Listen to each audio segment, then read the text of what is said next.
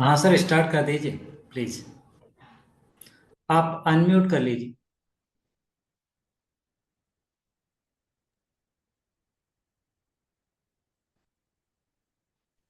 Okay, fine, sir. So I have once again, good afternoon to everyone. So today we are going to see and learn how this artificial intelligence and machine learning can be used in a computer-aided drug designing. And for as example, we have taken as the targeting the RNA binding sites. So RNA binding protein. So any target you can take. So we know that in medicinal chemistry or computer drug designing, what we need the target, and that target is involved in any particular disease. So that protein, so we need the protein, and what is the associated with the molecule? That associated molecule may be DNA or any ligand or antagonist, agonist. So before to go and jump on the artificial intelligence or the machine learning method, just I am going to just revoke about a little bit what is the actually structure-based drug designing that we computationally used to do earlier, and then why we are going, why nowadays people are opting this machine learning or the artificial intelligence methods for the drug development. So basically, whatever we are learning from or what we are doing in the computationally, we know that they have the one target protein. So still have there are the two groups. One is the structure-based drug designing, and another is the ligand-based drug designing. Actually, same thing happening in the experimental lab also, or the medicinal chemistry people are doing the same thing. How it is? One, when we are looking for the structure-based drug designing, so we have one structure. The structure, as I mentioned, it may be any protein, DNA. So that is involved in the disease. So for the example, I am taking as a protein. So target a structure, and then there have the set of compounds. Means compounds people has been synthesized, and they have deposited in the library. Or if they have the local, like some medicinal chemists, they are just generating the different molecules, so they can also make their own in-house library. So just taking this target and taking the library, we usually just apply the virtual screening, or usually we do the molecular docking. And then on that basis, we are getting some scores. And scores that is defining the what is the affinity between the protein and ligand, or that the targeted micromolecules and the small molecules. And on that basis, we are simply going to the further step is that the MD simulation, because they have constrained that most of the, or you can say that no one is the not a single like molecular docking in a tool that allow the protein in the dynamic state, because you know that the protein in the dynamic state, but when we perform the molecular docking, then protein became the static and we allow only the ligand to move around the active site. So this is a reason to get it the more precise result. After the molecular docking, we follow the MD simulation, then the MEP BSA and all these things. And then once the ligand pass through that is showing the good activity, binding affinity, all these things, then we go for the in vitro and in vivo assay. Another thing is that ligand. So when we, so what is in the structure-based designing, we are just start with the any particular structure, and then we are looking for what any whatever the compound, whatever the ligand can go and complement with their active site. Another method is the ligand-based drug designing. Ligand-based drug designing, what is happening? Like we know that, like paracetamol work in the against the fever. It is antibiotic. So we can collect the such type of group there. And then on that basis, we are going to be design and develop the molecule. So in that, we are again taking the different types of the different escape was the compounds. So just we are targeting like any particular receptor, and what are the molecules known that having the activity against the that very protein. But now we want to be just develop more potent. So what we can do in chemistry, we have learned about they have the functional group, and that functional group one thing I would like to mention here, when I am giving this talk, I am considering that you have a little bit idea about the basic medicinal chemistry like QSAR model, what is QSAR, quantitative structure activity relationship, or ligand, functional group, all these things. So this little bit information is required. Eventually, you are going to be do computationally. or even you are from the biological background, but you have to do work in this structure-based drug designing or ligand-based drug designing, or evenly machine learning and artificial intelligence, when you are going to apply, this prior knowledge is required because basic molecular information you must need it to work on it. So this is the reason the 3 or 4 slide I have included here as an introductory slide to just warm up you to just go to the artificial intelligence and machine learning. So what is happening? Compounds in the database. So if they have a set of compounds and they have the activity against the particular receptors, to be assumed that they are considered to be one kind of a pharmacophore.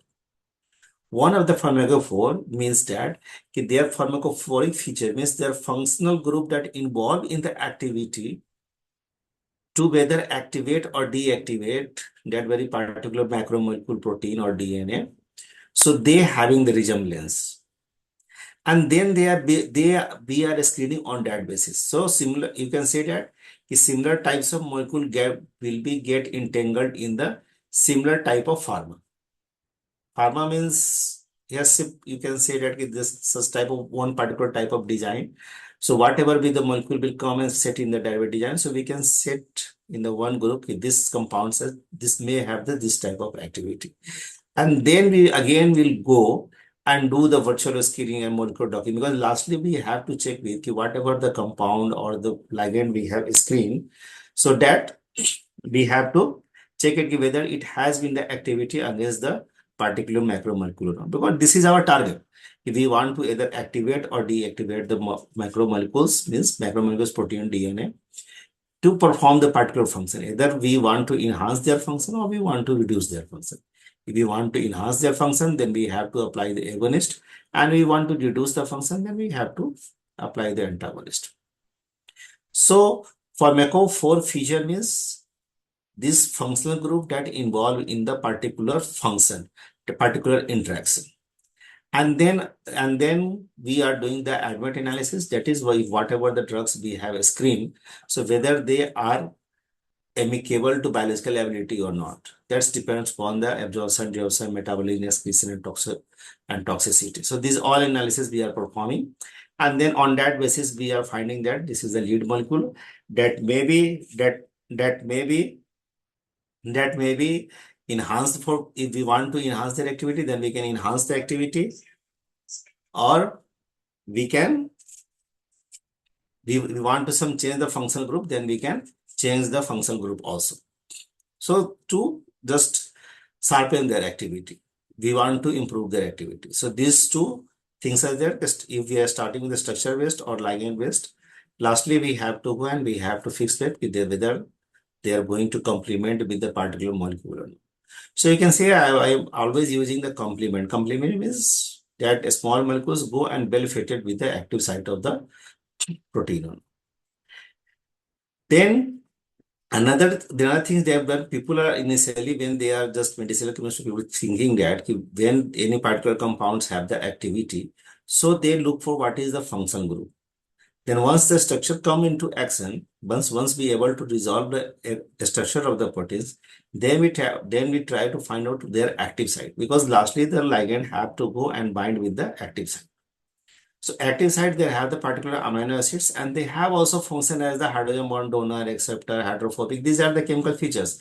These chemical features are also associated with the compounds, as well as these chemical features are also associated with the whatever the active site residues.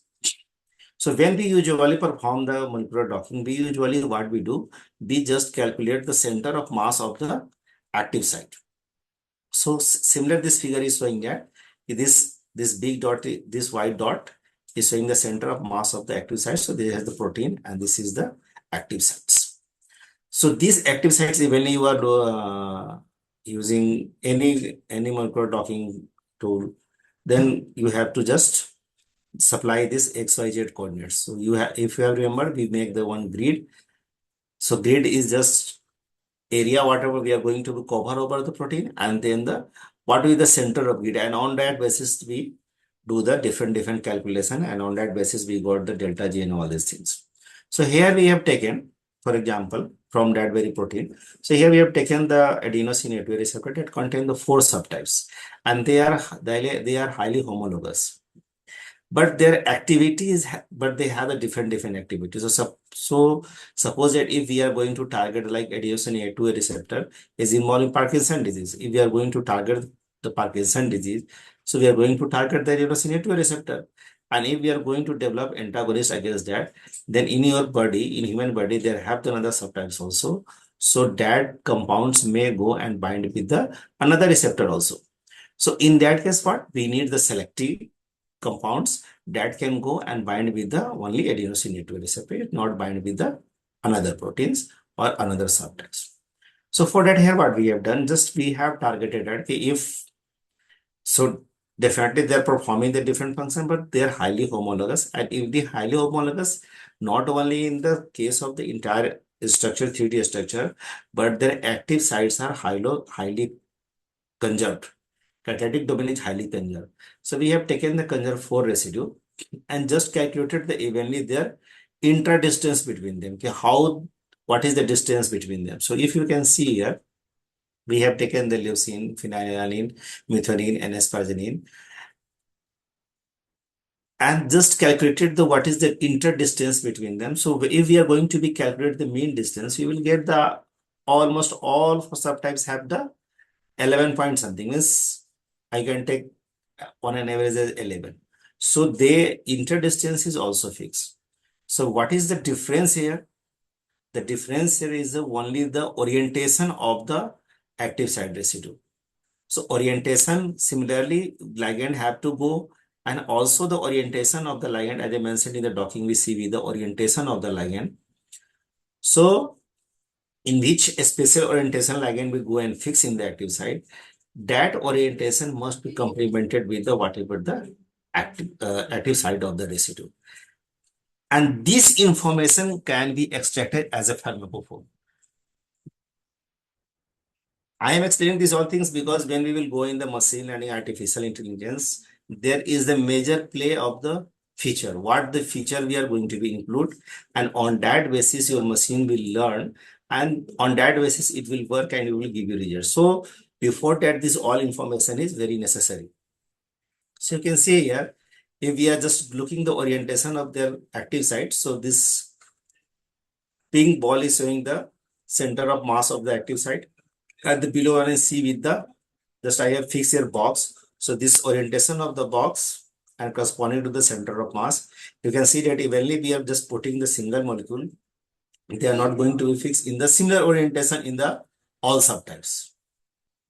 It means that their orientation, 3D orientation is more important to defining the activity of the compound. Then this information we are getting, then another information we are getting, that what are the functional group that I was mentioning. Like here you can see that this HBA, hydrogen bond acceptor. So this nitrogen will act as a hydrogen bond acceptor. Here has the AR aromatic ring is also here. So these all features. So we have taken the some active compounds and just we have identified the what are the features involved in that very compounds, and that feature we have sorted, and that feature will be explored as a pharmacophore. So like here in this slide, you can see that here first one in the table, you can see there the table. In the receptor, we have the receptor. So we have taken the 4 subtypes receptor, and then have the active site residue. And I have categorized in the different pharmacophore feature. And similarly, we have the compounds and we have the different features. So we are going to map over it. What are the feature involved in the active site and what are the feature in the compounds, because that feature is going to be complement with each other. If they have the hydrophobic core in the protein at the active site, then you must need there have the hydrophobic core in the ligand in the center of ligand. Then only, or where with the hydrophobic domain is aligned in the active site, in that orientation, your must be the hydrophobic functional group will go and especially fix there. Then that will be compound will be active. So based on this you see that this is like this circles. These circles are the pharmacophore features. So now we have extracted the pharmacophore feature. If you have remember in the earlier slide I have shown here, this is the pharmacophore based virtual screening. One is the docking based virtual screening and another is the pharmacophore based virtual screening. So in docking we simply dock and then we get the score. Similarly, we just supply the different ligand set to the pharmacophore. It will be mapped with the pharmacophore and you will get the some Ki value. And on that basis, you will find out whether this compound will be active or not. And actually, this all has been derived from the based on the QSAR. Because QSAR will be provide the activity of the wherever with the activity of the compound related must you have to take the parameter of the QSAR. So this computationally this has been devised by the based on the QSR. So that here I'm not going in the detail how it has been pharmacophore, this QSR based pharmacophore has been developed. But just for the sake of understanding these features, and then we have to just so you can see that like the if you can see here it is looks like the complement of the active site, but in the there you can see that there are the protein and active site is there. Here you can directly see that this which part of the ligand is going to be perform the or contribute the which type of activity in the terms of their functional group, whether it is hydrogen bond donor, acceptor, ring aromatic, aliphatic aromatic, these all features will be included here and based on that be able to get the score. But before that, when we just develop this QSAR, so like in the machine learning, we also take over if where they have the data given. So we just divide some data into training set and test sets. So in machine learning, some simple thing is that if we just train the machine with giving some data and then we are providing some unknown data and then we are assuming that it will be predict correctly. Similarly, when we develop the QSR pharmacophore model, so we take the one set of compounds and then we train the machine, and on that basis once the machine is trained then we apply the test set. Test set means unknown to the machine.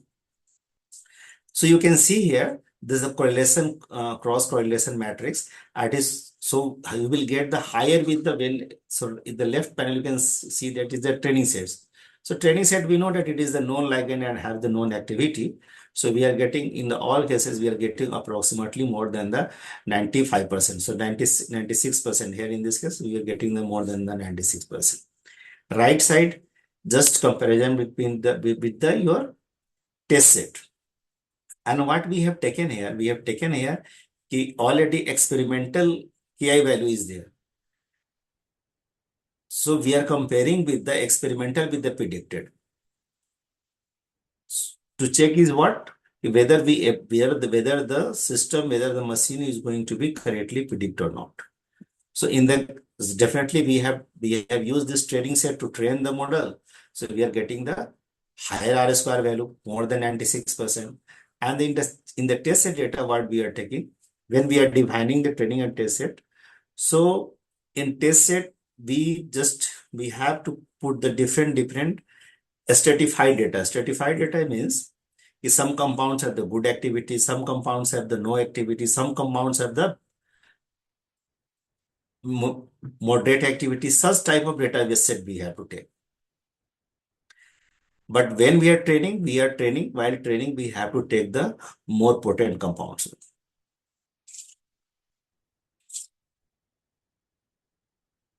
So after that, just the slide is showing that once we have performed the QSR based QSR pharmacophore virtual scaling by applying this training set and test set, then we have just compared with the known ligand. This is top one is the known ligand of the known antagonist of the adenosine A2A receptor, that is the ZM241385, and this AW00032 is the virtual screen data. And just we are comparing it what the pharmacophore feature available in the active site molecule, whatever the pharmacophore feature is present in the active molecule, and whatever pharmacophore feature is present in the known reported antagonist. And you can see here, it is have the hydrophobic domain. So this also contain the hydrophobic domain. Here have the electron center. Then you can see here they have the highly electron center. They have the hydrogen bond acceptor. So in both active molecule and the virtual skin molecule, these all features are mapped. And evenly after docking, we have just done in the terms of their sp2, sp3 donor, sp2 and sp3 donor and acceptor. So on that basis, we are just simply verified that okay, whatever the compounds we have obtained after doing the QSR-based virtual screening, QSR-based pharmacophore virtual screening, be able to get the potent lining. And that our paper recently published in the molecular diversity. So now after that, based on this information, based on this backgrounds, I am going to be jump on the machining because there these features will be used. Okay.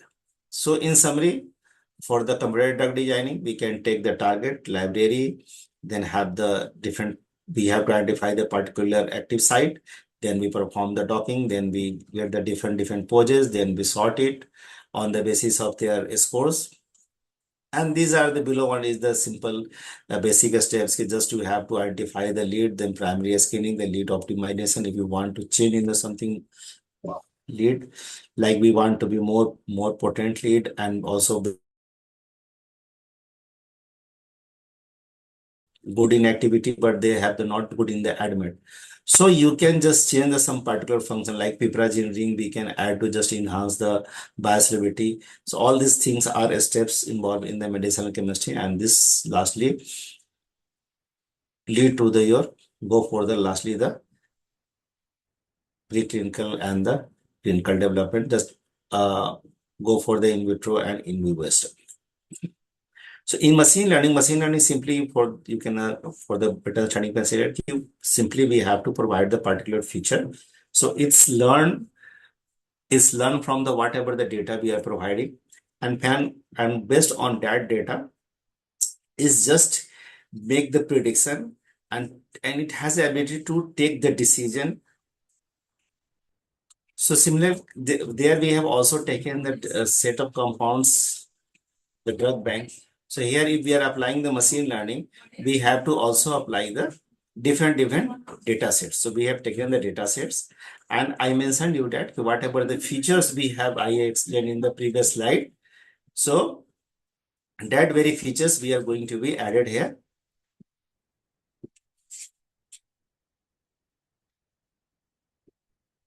So that features has been added here, and on that basis, we are just applying the different methods. In machine learning, basically have the three methods. One is the supervised, one is another is the supervised learning, unsupervised learning, or semi-supervised learning. And then then we go for the deep learning and all these things. These are methods. So in supervised learning, what you will get the two types of data set. One types of data set is that is already well labeled, and that we call as a featured data set. So if we are dealing with the featured data set, means labeled data sets, they're all parameters and all these things is labeled. So on that basis, if we are going to perform the experiment, then we have to apply the supervised learning approach. If the data set is not well labeled, then they have something hidden. Hidden means their activity, their property has been hidden. Then we have to apply the unsupervised learning, because unsupervised learning, by applying that, we able to find the hidden features. Because here already features is already labeled, but their features is not labeled. So just we are applying the unsupervised learning. And in semi-supervised learning, we are taking the some small sets of data from the data set of labeled data set, and then we are putting the major set of data that is unlabeled, and on that basis we are just applying the permutation and combination, then we are trying to get the optimized solution. So from the data set, we have the data set, and then we have the just give me 1 minute.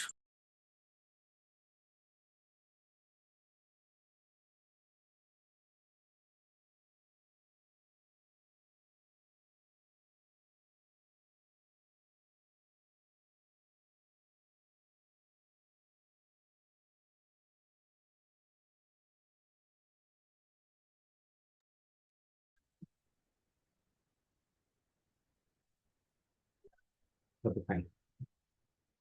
So based on this feature, just we have applied and the machine, and on that basis, just we are trying to just sort the molecules which have the more potent activity.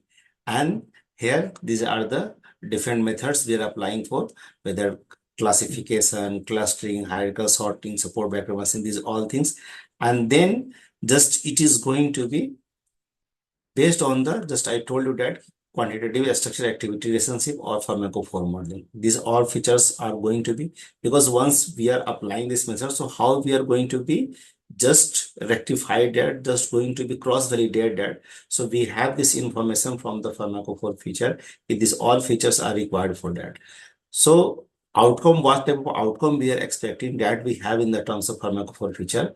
And after the sorting of the molecule, we are just going to be cross-check, validate with that, whether they are going to be fit with that or not. And then we are process for the, again, the molecular docking, and then go for the further step. If the compound is showing the better activity, then we go for the another steps. By heading more towards in the artificial intelligence, we are just little getting more advanced. More advanced means there we can take the multiple nature of the data sets, and we can take the quick decision. Means machine can take the quick decision, depends on the different algorithm.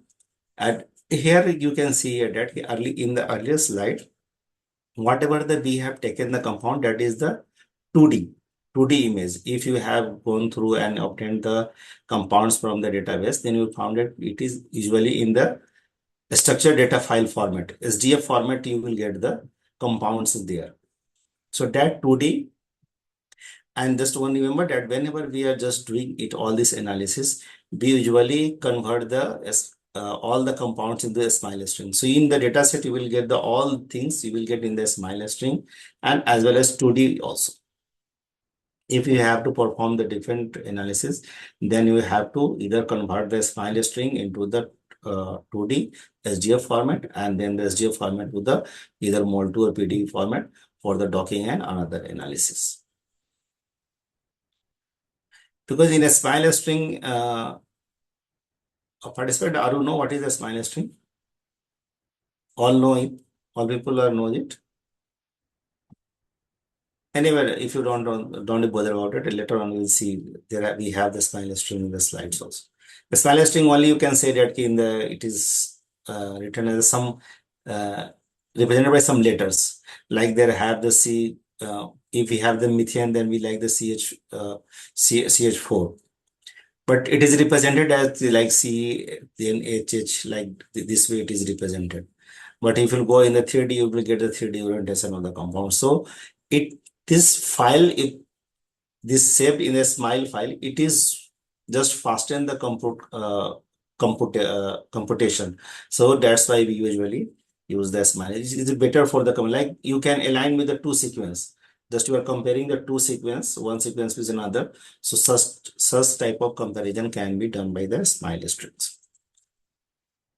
So this is one of the presentation of the molecule. So we have seen here, we have taken the data set in the 2D, and then we have get to the feature here. Here, it is not only that we are going to be take the data set or the compound information. Also, we can integrate the genomic data. We can integrate the proteomic data. We can also include the clinical information of the patient, or even the RNA-seq or microarray data. So we can complex data we can take as an input, and on just supply to the machine, and this machine will segregate by applying the different machine learning tools, machine learning algorithm, and then you will get the optimal results. So this is the major difference between the machine learning and the artificial intelligence. That's why machine learning is also called as the one of the subset of the artificial intelligence.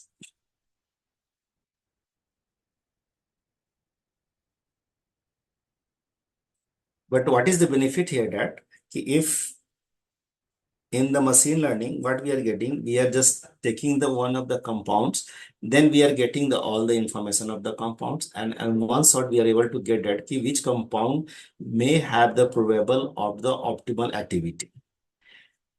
Then we have to go again and cross validate with by docking or the another experiment. But here we have taken all the information, means multi-dimensional information.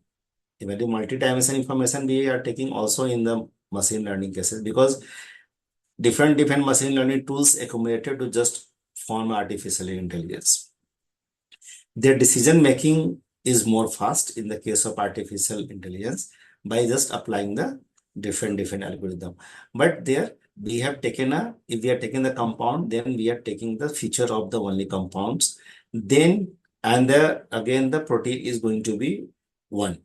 So against the one particular molecular target, we are taking the feature of compounds, and on that basis, we are going to be screen the best compounds. But here, in the one shot, we are getting the patient information also. Their proteomics data means the protein information we have also. What gene is involved in that, that information we can also include. This all data we can include, and just applying this artificial intelligence approach, we can get the optimal results. So this AI drug, if we are applying this AI-based drug discovery, so eventually at the same time we can predict their 3D structure also in the drug design, then predicting the drug protein interaction. These all information are available in the data set, and just we have to feed in the machine. Then their activity, then their genomic designing. Eventually we can develop the pharmacophore also by applying this AI tool is designing the biospecific drug molecules. And in last, we can also cover the personalized medicine. If we are just targeting any the genome, all genomic profile of the any patient is given, then in the one sort, the machine will sort out, screen out the which compound, like some people have the some anaphilic or the some allergy against any particular drug. So that types of screening we also can be do by just applying the artificial intelligence. That type of screening is little bit tedious in the case of if we are using the trivial either structure based drug designing or LDD, or just we are applying the simple machine learning. Then we can also drug repurposing. For the drug repurposing means they have the set of FDA approved drug molecules, and they have already target is defined. But we have taken the unknown target, new target, and then we are going to screen it, and then we are going to find it whether that very compound is have possible activity against the any particular biological target or not. And this AGT against the AIDS this is the way of the during the drug repurposing has been identified. And then the drug screening also, because we drug screening the basis of their bioavailability feature, that being including the toxicity, mutagenicity, pharmacochemical features, this all can be screened. So for that part we need that what is the steps. This entire slide is visible to all of you, Yes, sir. but I'm not able to see little bit on the top and the bottom. That's why I'm asking. Okay. So in the first step, we have to just look for the target identification and validation. So how we can do that? Any target identification validation. So we have to identify any particular target that is involved in the associated with the particular disease. Then we can just predict their secondary structure, then tertiary structure. Then we can go and bind with the particular molecule, and then we can find out whether that very molecule is having the affinity against the that very target or not. And for that, in the right panel, you can see there have the support vector machine, naive-based classification.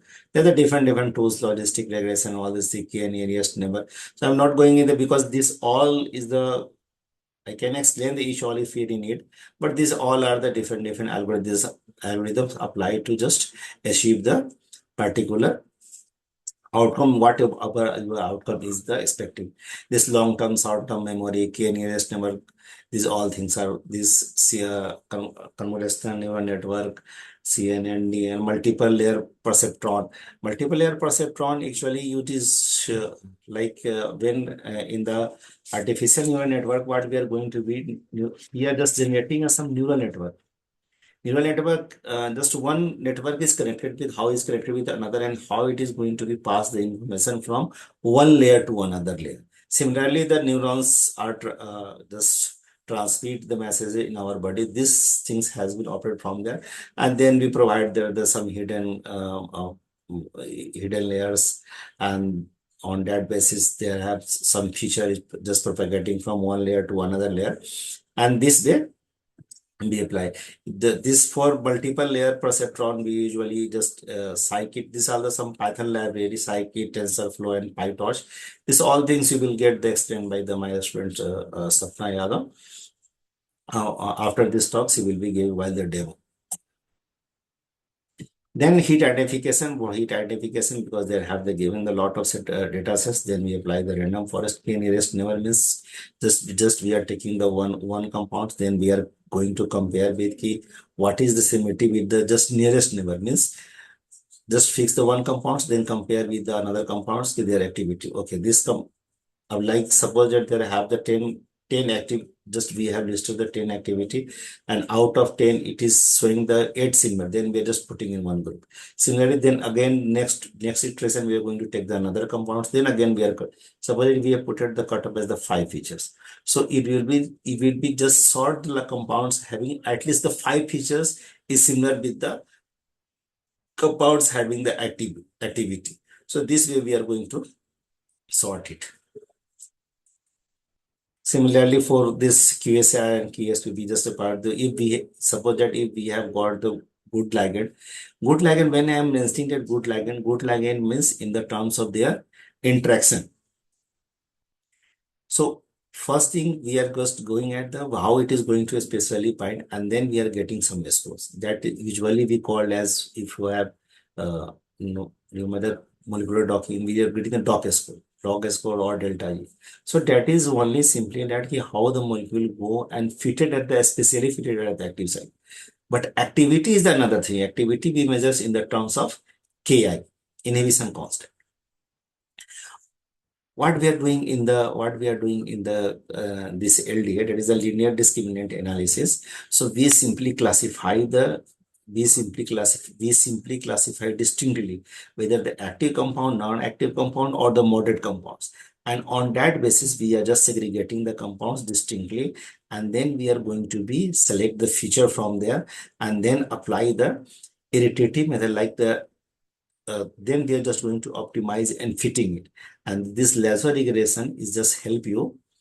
Laser regression just help you to just prevent the overfitting of the compounds. So what out of that feature given, what feature we should remove so that it will be not compel for the overfitting of the your results.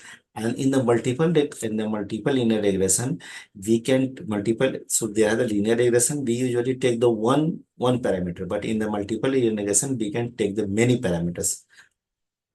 Mathematically, we can take the n types of parameters, and then we can see that okay, this activity and this activities depends on the n types of parameter. So how this n types of parameter is going to influence this activity? If we have to compare, then we have to apply this multiple levels.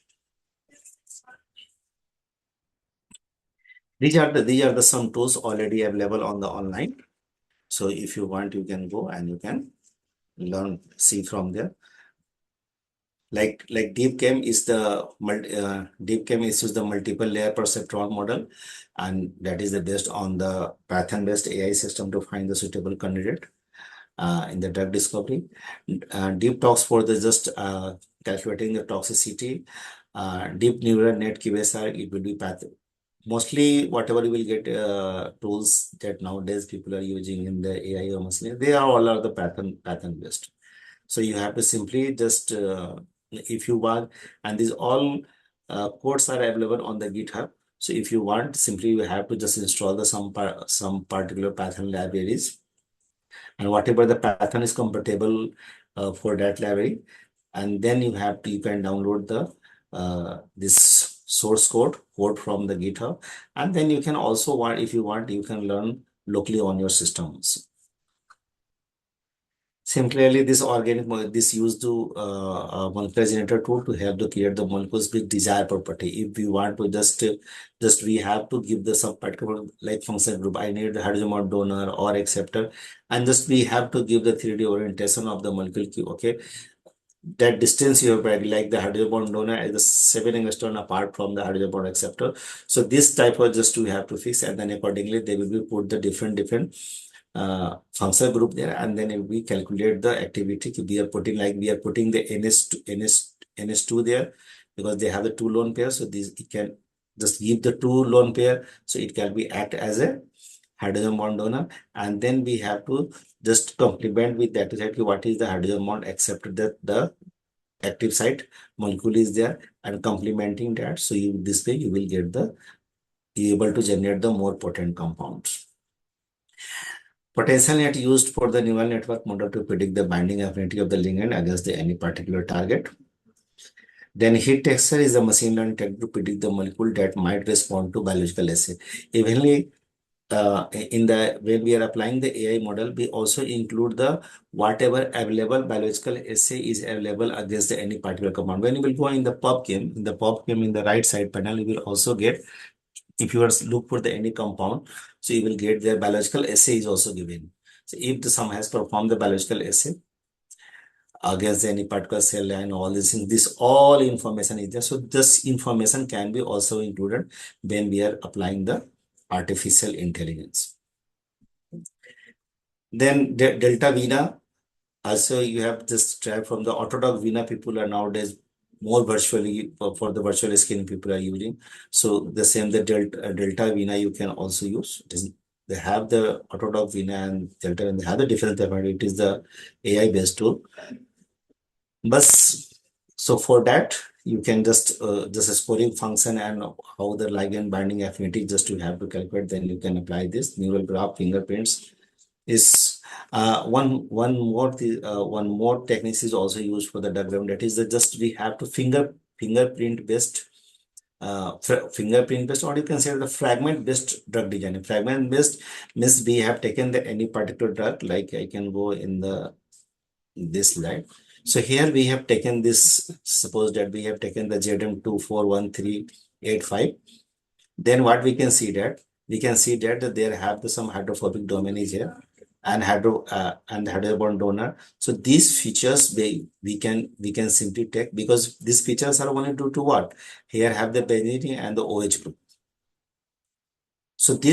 So we can cut this part, we can cut this part, and we can cut this part. These are three different fragments, and these fragments can be used to generate the different type of molecules, and then we can just go and check the affinity, and then we can find out which which types of fermentation and combination is going to enhance the activity based on, because in some drugs you will see that is this activity is there, but there have the toxicity is also there.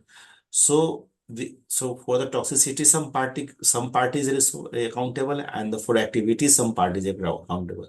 So we can chop that very molecule in a small fragments based on their functional group, and then we can take any core molecule, different set of core molecule, and then we can fix there on the edges of that very molecule, and then we can just generate the different molecule, and then can we check the activity of that very molecule.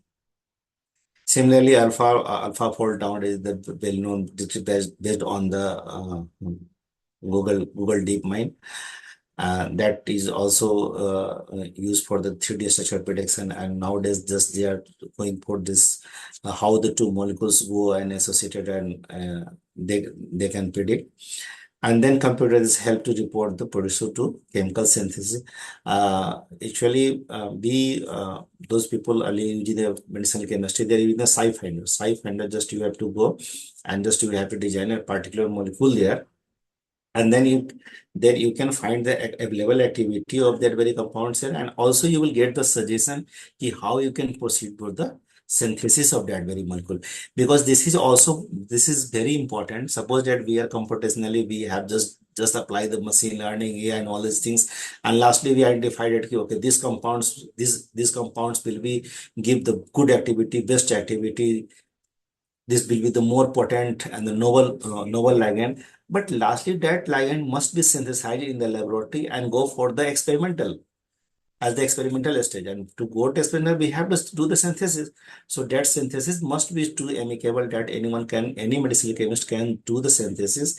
Because after synthesis, once we get the compound in the hand, then we'll go for the further study for the biological assay and all these things. So for that, we have to like it. These are the different these are the known and renowned companies that is also involved in the this machine learning and AI based drug development and tool designing, all these things. So these are the Roche, Pfizer, Novartis, Nathan Bayer. These all are here. Eli Lilly. So these all details are there. So they are not going in the detail because I would like to just give to my students to just give you demo. For that, I have 4 or 5 more slides. Just I want to explain that. Then more advancement is that apart from that, we can apply the deep reinforcement learning. In deep reinforcement learning, what we are doing it, they have the set of the two. Here you can see that this compartment and this compartment.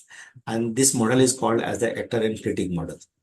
So here just simply we are applying the machine learning and machine learning approach to just generate the different molecules, and that very generated molecules will go and map with the features what I have explained you in the previous slides. So that features will be go map, and map on that map you will get the some particular scores. And this RD kit, these all are the tools associated with that.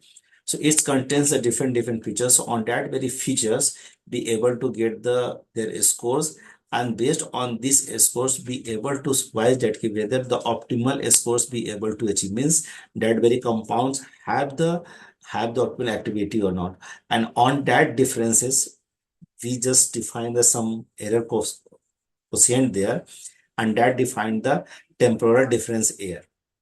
And this will be go and again suggest that we need this improvement, and then again the iteration will go. So this iteration will be go one upon another, and each step we have to it will be get filtered based on their scoring matrix, whether that we able to get that very particular activity or not.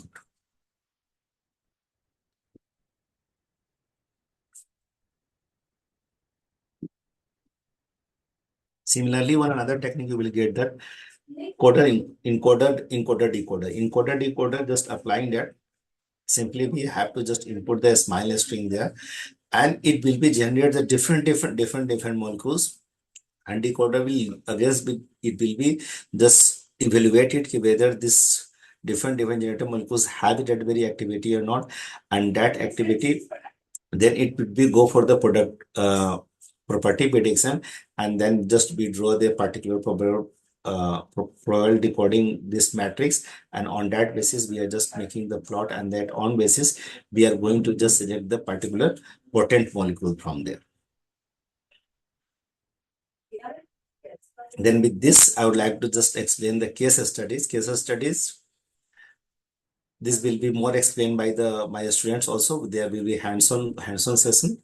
She will be share you all the data and the whatever the required library. So in case study, just suppose that we have taken here. So either we start with the 1D protein encoding, means 1D means one feature, simply taking the sequence, and then we go for their different layers, and then we are finding that whatever the particular residues may be probably involved in the interaction with the compound. Or in 2D means just we are taking the 2D, don't be just misunderstanding this 1D and 2D. Actually in the structural biology or the computational biology, 1D and 2D is the simpler. 1D means sequence and 2D is your secondary structure. But here we are not getting the secondary structure. Here just we have to understand in the terms of feature. We are taking the 1D feature. Now we are taking the 2D feature. And in that we are just taking the contact map. And on that contact map, just we are going to generate the graph, and on that graph we are just going to identify the particular residue that is crucial for the interaction, and then corresponding that we are just making one graph from the ligand, just taking the ligand, and then we are going to extract the feature from that, what feature is involved in this type of interaction. So we are getting two graphs, one graphs from the protein and one graphs from the ligand. And then on that basis, on graph based basis, we are just going to calculate the binding affinity. So for example, we have taken the smile string that is converted into this 2D, and just by the help of the RD kit be able to extract the whatever the feature available in that very compounds, and that feature will be categorically into the what? Hydrogen bond donor, acceptor, log P, mass, volume, polar surface area. These all are the features on that phases. Whatever the features just I have shown here, these all features, actually whatever the features we are selecting there, these all features correspond to the admit and the toxicity parameter and the bioavailability parameter. And then we are just going to just make, on that basis we are going to make one matrix based on their feature and the samples. So n matrix, and then transforming this matrix into an array by of the samples, and this just converting into the y as a label. And then we are just applying the Van vector. Just we are looking at what about the features and what is their coverage index in the terms of their we are defining in the bits, and then just we are applying it because we are applying we are taking the high dimension data. So to reduce that weight dimension, just we are applying the principal component analysis. We are taking the two principal component as a vector, just projecting it, and then we are identify that what is their activity. Means suppose that we have taken the same things we are doing here. We have to transform the n features into one features. Similarly, here have the high dimension, then we have to just reduce the dimension. Means we have taken the to any principal component as a vector to just projecting that we able to retrieve all the information which is essential for the activity. And then we are just applying this graph approach, and then we are just calculating this. So what is the yellow part of the protein that is accountable for the interaction with the ligand, and this part of the ligand, this graph is representation of the ligand. It is showing that this particular node will be involved in interaction with the particular nodes. So this, on that basis, we are going to just calculate the binding affinity, and then just we are applying the graph neural network to just get their fingerprints, and on that basis we are going to be just do the screening of the molecule, just applying this GNN architecture. And this way just we are calculating their binding affinity. And so in outcome you will get that in outcome we are getting this five smile strings, and then we have just applied the PC of the Morgan fingerprint, and then just we applied that actual and the predetermined. Here we have shown the very less data, because less data I have been necessarily taken, so you able to do on your laptop, and so you can continue it while the demo. I will be sharing data. So while the demo, I am expecting that all participant will be just install the suggested particular library, and then you go through the step by step. These are the binding affinity prediction. The same, just we have to different articles. I'm just binding up. Another is the okay. One more thing just I was missing. I will little bit more hurry to just finish up and just go on the hands-on. But here, this machine learning based, this approach we can also apply for the what I have mentioned here for personalized medicine. And for that information, what we need? We need the patient specific prediction, the stratification of the patients, classification of the patients, and then the personalized risk groups also we have to just define. And then we have to just define the treatment targeting based on the RNA binding profile. So this all information we have to need, and what we can approach, deep learning approach we can apply. So we have to just input, we have to give as the RNA binding protein expression matrix, and then we have to apply the autoencoder instead of PCA to get you the more accurate results. Then the clustering and the finding feature, and then the interpretation.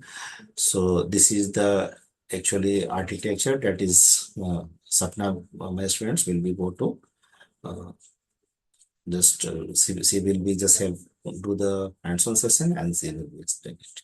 So with this, yeah, this paper I have put it here. Just I am suggesting that we don't blindly just faith on the whatever the machine learning on a AI tool level. It is not always possible that you always will get the good and accurate results, because that is the simple mathematical calculation.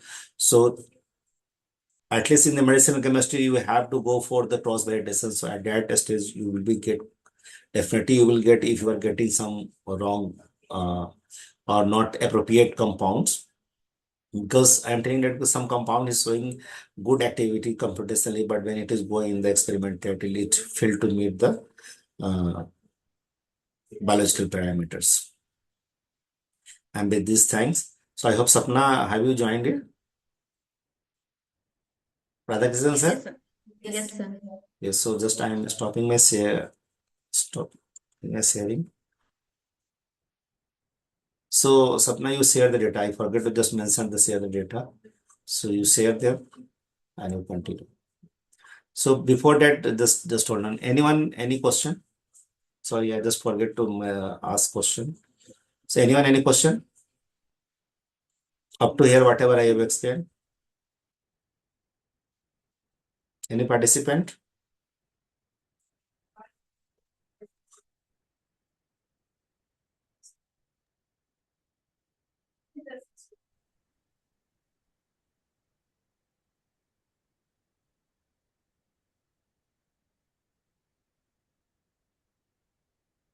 Okay, I can see a question. What is the scaffold hopping? Scaffold in the chemistry, see whatever just I have mentioned at the active site. So they have the part that like that features I am defining in the terms of pharmacophore. That is the actual scope scaffold that we can swap and then we can find the activity. So how identify the active site? Active site for identify there have the like the pass, F site. These are some tools is there. One thing is that if just to take the sequence of the protein and go, I suggest to go for the multiple sequence alignment, then you will find that one residue to residue wise multiple sequence alignment, and find and just do the multiple sequence alignment was targeting the PDB. Means whatever the structure available in the PDB that you will get there.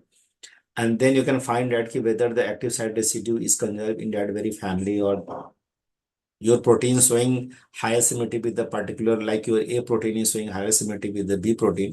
So you can see that how much identical residue, because B protein is the known and their active site is already defined. Otherwise, pass is based on the some features that whatever the groups in the protein or deepest group is considered as the active site, but it is not always true. So I will suggest you that when you are applying the pass or whatever, because I have the seen here that very center of mass that is calculated on the based on the pass. That is a prediction of active sites based on the sphere. So it basic algorithm is that it just simply scroll down the sphere over the protein surface, and wherever you will get the higher number of the spheres, then you can assume that that is the active site. But it may or may not be, because biology is the science of exception.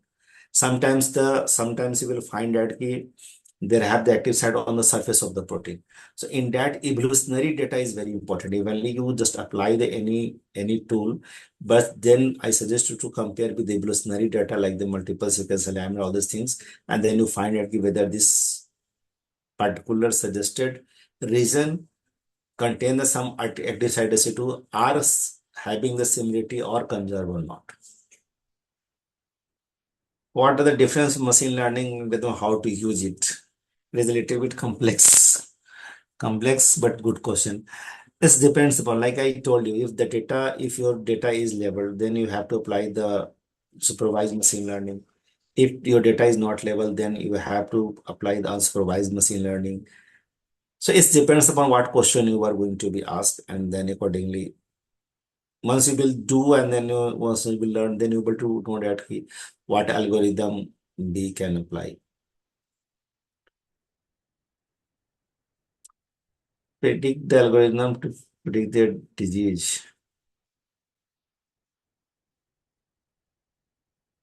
See, in case of AI algorithm, like it is not only like the particular disease, rather than you have to just understand the nature of the algorithm, what we are going to be asked from that algorithm, how it is working. It is not specific to any algorithm.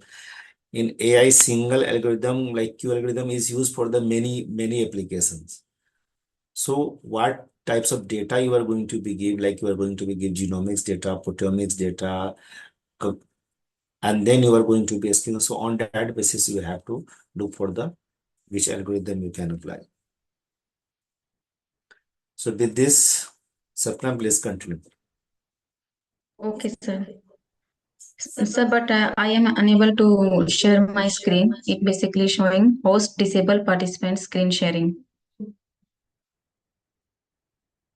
Yes. Admin, I am not able to share the screen. It is showing me host disable participant screen sharing. Please allow me to share the screen.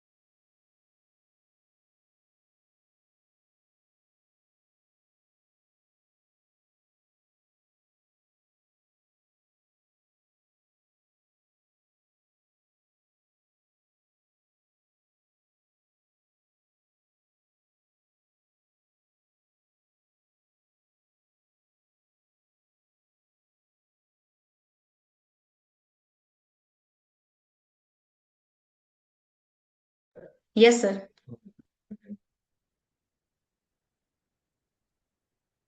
Okay, my screen is visible to all. Yes, visible. Yes. Yes. Okay. Let me start with the basics of Python for the AI ML. So to move for the AI ML libraries, just we start with the introduction of to Python. So basically, what is the Python? Python is a programming language which is a high level, general purpose, interpreted and dynamically typed and object oriented programming language developed by the Guido van Rossum. So basically, we call it the high level. Why we call it the high level? Because the Python is not directly contact with the machine. We don't need the machine language that is in the form of the binary format, that is the 0 and 1. And if we talk about the general purpose, so Python is basically used for many applications like web application, AI, ML, deep learning, image pre-processing, and interpreted means key in other language like C. We have to first run the code and we have compiled the data and then interpreted the data. In this, the Python, the code is executed one line after one, by line. That means ki it is the interpreted language. And dynamically type means ki we don't have need to define the type of data in Python. Like in the C or C++ or the Java, just we have defined the type of the data like int a comma b. But in the Python, we don't have to need to define the type of the variable. It is automatically defined by the Python at the run time. And object oriented means कि it basically use the class, objects, inheritance, polymorphism to execute the codes optimizely. And it is basically known for the readability, simplicity, fewer line of codes, large ecosystem, rapid development. Readability means कि if you want to write the code, it is very easy to read. It is like a plain English language. But if we talk about the simplicity, so that means कि you can write the code in a very easiest way. Like in the Java or in the C, we have to include the libraries, then we have to write the code. But in the this Python, we have simply write the code like A is equal to B, C is equal to B. In the other fewer line of codes, if you want to write the codes in the other languages like Java, so something one task which basically takes 20 lines of the code, the same thing we can do in Python just in the 5 line of codes. Large ecosystem means it is basically has a large environment, then we can use the Python, that is we can use Python for the AI, we can use Python for the ML and the deep learning and the other tasks like automation, scientific computation, and the web applications. So Python basically follows the philosophy of simple is better than the complex. Now, if we talk about why Python for AI and ML, so Python basically provide the easy data manipulation by using the external libraries, that is the NumPy and the Pandas. And Python have the strong scientific libraries, that is NumPy, Pandas, and SciPy for the scientific computation.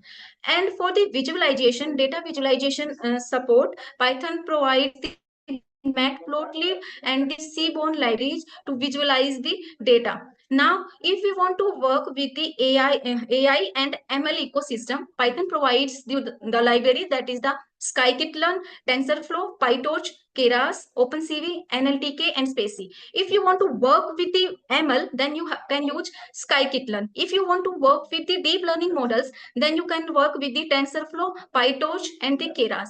Now, if you want to work only the image pre-processing task and the computer vision task, you can use the OpenCV. And if you want to work with the natural language processing task, you can use the NLTK and the Spacy library. Now, if the how the Python execute the codes. So, if we want to interpret it, discuss it of the Python. So Python have the source code, that is the .py. .py code is converted or compiled into the bytecode, that is the pyc. And then Python virtual machine basically executed the whole program. Now we have two modes of the execution. First mode is the interactive mode, and second mode is the script mode. When we talk about the interactive mode, so in interactive mode, Python basically execute the code in immediate execution. Basically, we call it the REPL. Just read the code, evaluate the code, print the code, and loop the code. For the interactive mode, we can use Jupyter Notebook and the Python Shell. If you want to do the coding with Python in the scripting mode, just you have to write the program in a text editor with the text editor like Notepad, Notepad++, or the any other text editor, and you have to save the program in .py format. So in the Jupyter notebook, we have the immediate execution. That means we have the interactive mode. Now let's start with the some basic thing about the Python. Then we how to write the code in the Python. So simply, if you want to write the hello world, just write print hello Python, and it basically print you the hello Python. But same thing, if you want to print the hello world or hello Python in the C language or the C++ language, you just have to include the libraries like hash include studio.h, hash include conio.h. But you want to execute only a single line of code, but you don't have need to other libraries to execute this a single line of code. The second thing about the Python is the indentation. So indentation and code block is one of the important thing in the Python, that is the we have to use for the with the classes, with the loop statements, with the condition statements, and with the functions. So if you want to apply the indentation and the code blocks in the Python, we just use white space. In this case, suppose I want to run this basically print you hello world. If you want to run this one, then this basically print you positive. Why? You have x is equal to 10, then you have defined x greater than 0, print positive, else print negative. If in case this is the indentation. If we talk about the C++ or the Java, we want to use the indentation, we have to use the curly braces. But in the Python, for the indentation, we use the white space. If you don't provide a proper indentation, it basically will give you the indentation error or the syntax error. In this case, I am putting x is equal to 10, but I am not providing a white space after the if statement. That means you didn't provide any indentation or code block in this code, then it gives you basically the indentation error. So this is called the indentation, and indentation and code blocks are the one of the important thing in the Python code. Let me start with the syntax and the structure of the Python. So when we talk about the syntax and the structure of the Python, the first thing is the variables and the data types. So what is the variables in the Python? So variables are just a name we want to put for any value like x. So x is a variable, but in Python everything is a object. So a variable is not directly taking this value. Variable basically correspond to the reference id, and that reference id has the actual value. So that means ki in the variable in Python, if you want to declare a variable, you don't need to define the type of the data, and the type is basically decided at the runtime automatically. That is also called dynamic typing. That is that if I am writing this, okay, x is equal to 10, x is equal to Python. 10 is the int type, but Python is the string type. But we don't, we basically doesn't define at the starting. If I execute this line of code, now I want to check the type of that variable. That means the x, that is basically str, because at the current stage x is equal to Python. So it basically give you type as a str.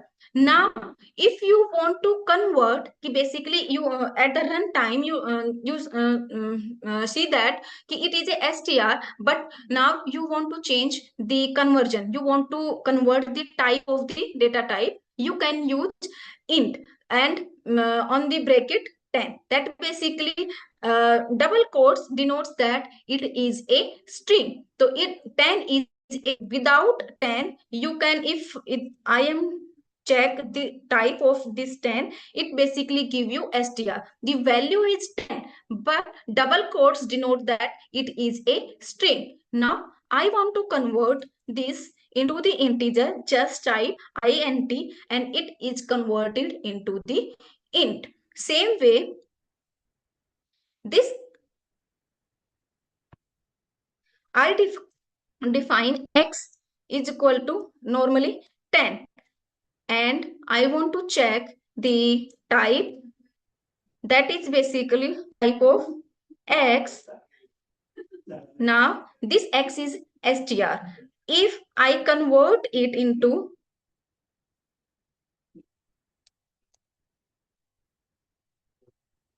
int, now I'm again checking the type.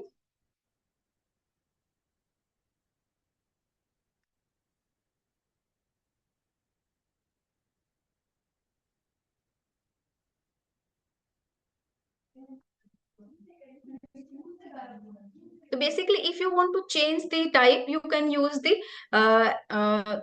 if you want to change into the int, you can use the int. If you want to change into the float, then you can use the float. So if x is equal to 20, I want to change into the float, so it will basically change into the 20.0. It basically change the type of your x.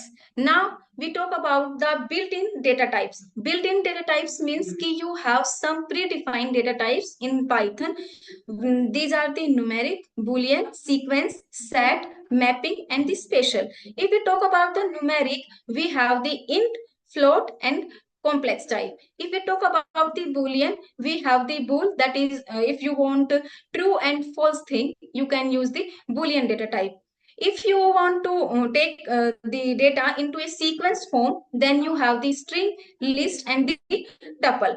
Now if you want to work with the sets, so you have the data type, that is the set and the frozen set. If you want to work with the mapping, then you have the data type, that is the dictionary, and data stored into the key value pair. And again we have another data type, that is the special, that is the none.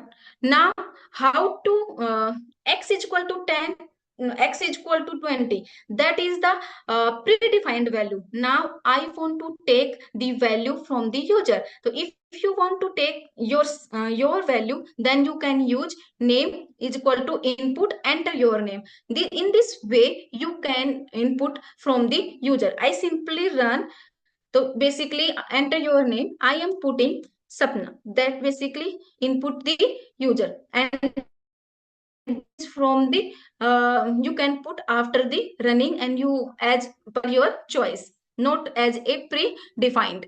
Now the thing is that if you want to put the value, I am putting here, that is the 20, that is the enter the value, that is 20. If I check the type of this val, it give you str. Why? This input method by default converting the values into the str. If you want to take the value into the same format, that is the int or the float, you have to put int before the input function. So basically if I put int, then I put 20, then I check the type of this val I, it basically give you the int type. So that is the that is called the explicit convert into integer. Now this is the input formatting. Now we basically talk about the output formatting, ki how to we represent or output using the Python. Suppose the age is equal to 20. Now I want to show the results in the form like print age, then age, print f string age is curly braces age. That is the representation of output, ki how do you formatting your output. Now how to format the strings. So in the Python you have the three way to format the output. First one thing is the placeholder. This is the older method we can use with the modulo character. Next thing is the dot format method, which is the improved technique, but after the with the 3.6 and later version we use the f string. So in the this notebook we use the f string to format the output. Formatting string literals, like where you have the name, that is the Fred. Now I want to represent this name into our way. So we basically write print f, that is the predefined f word for the f string, that is the f. He said his name is, then you put the curly braces and Fred and dot, that is the you passing the argument of the name. And if you run this cell, this basically tells you the he said his name is Fred. It is just a representation. If you want to change the representation, you can change as your own way. So how to see your results, how to output the format, it basically he said his name is, then colon Fred. Now if you want to pass exclamatory sign r to get the string representation, it is the different way. That means if you just simply the pass the name, it take as a variable, that is the name Fred. But if you want this Fred is represented as a string format, so just put exclamatory sign R with the name. So it basically give you the string format of the name.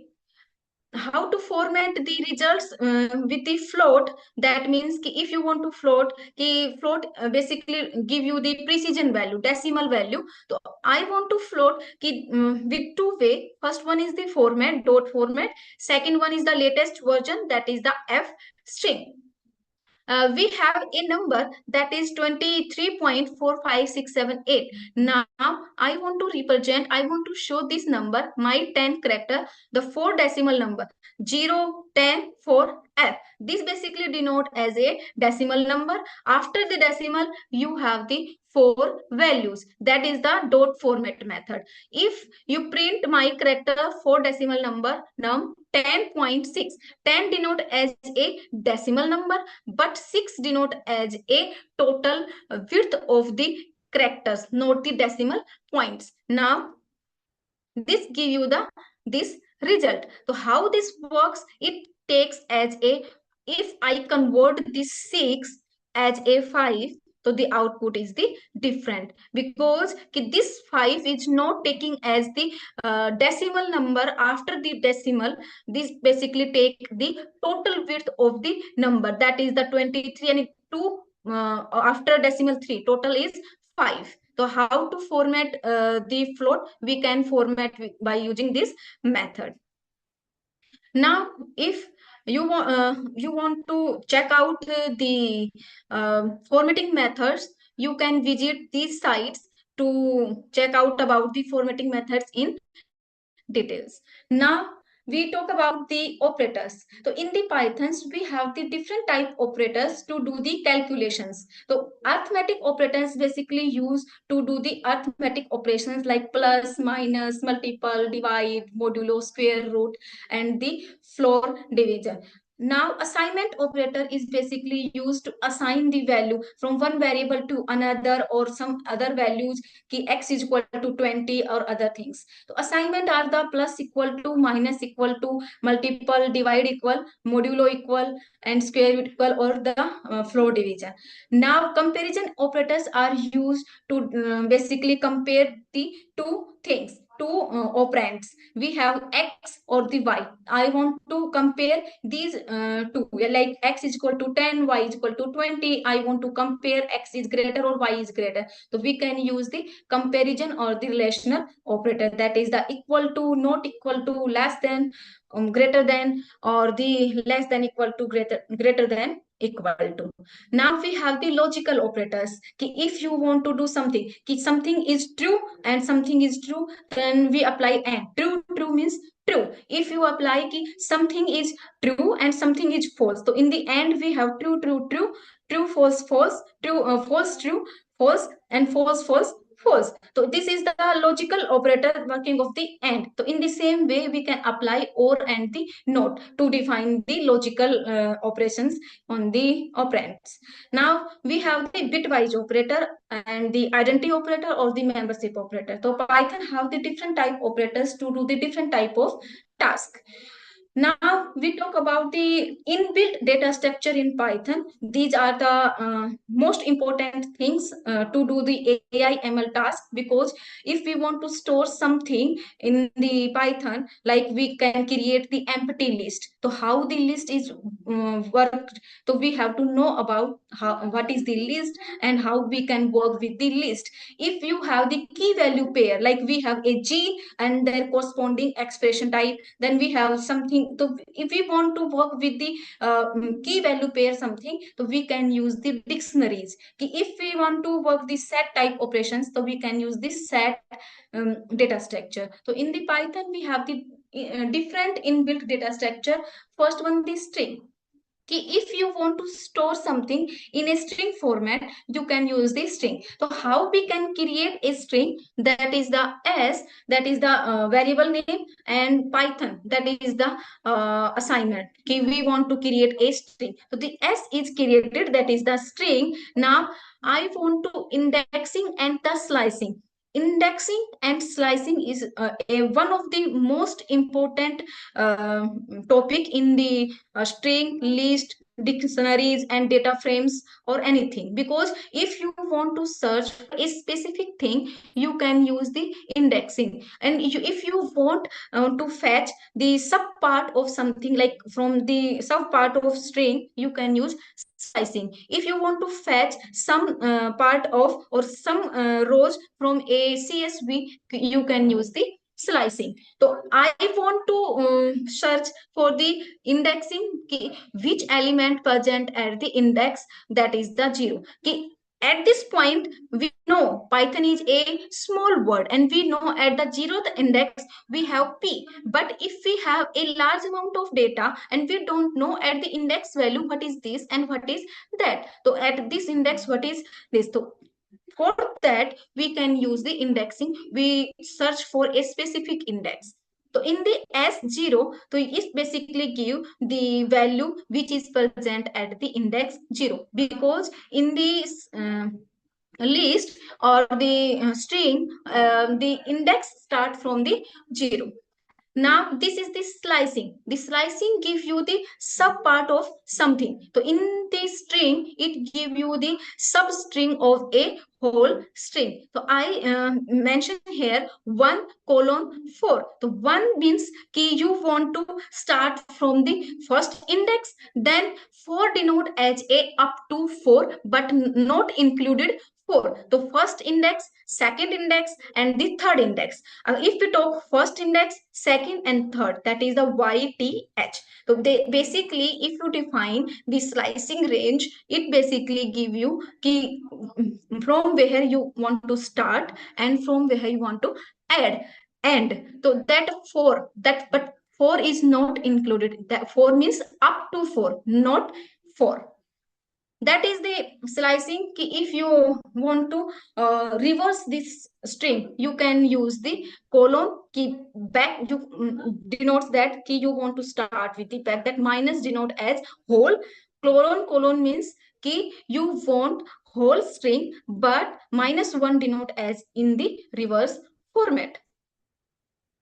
Now, common string method are, if you want to convert the string into upper, you can use the upper. If you want to convert the lower, you can use the lower. And if you want to split, you can use the s dot split. If you want to replace, then you can use the replace. Py is replaced by my. So that basically give you Python, because you just replace the py with the my.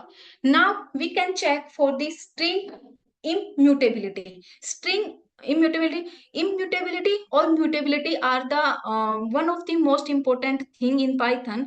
Mutability means you can change, and immutability means you can't change. So in this string, basically key string cannot be modified in place. कि आप string define की, तो basically it is not modified in place means कि at the same place.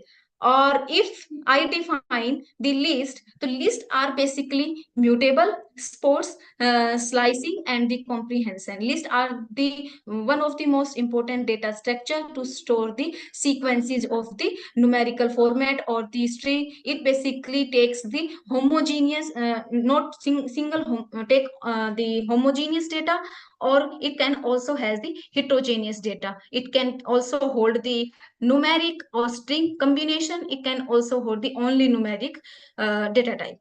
Now, how to create the list? So if you want to create a list, then you have to define the square bracket. If you define the square bracket, it denote as it is a string. If you define the Python string, you have the double quotes or the single quotes. That double quotes and the single quotes denote as these are the strings. So in the same way, that square bracket denotes as a list.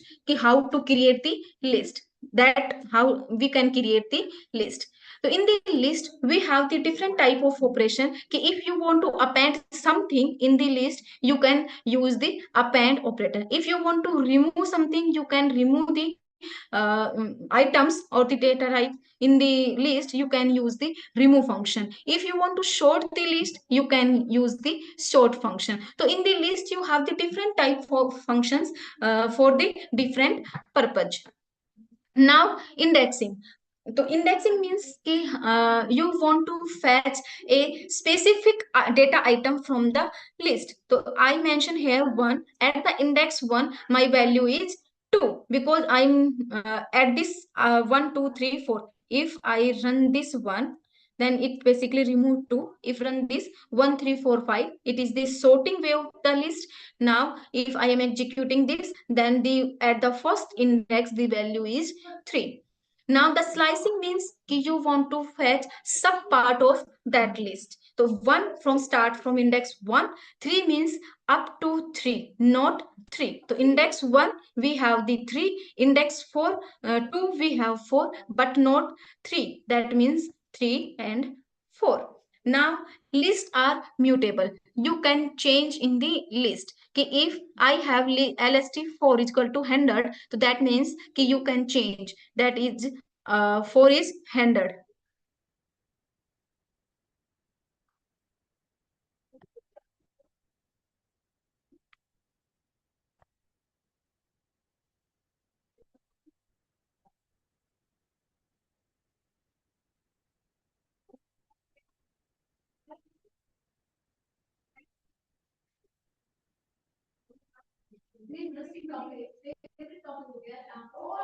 Yes, the error basically shows that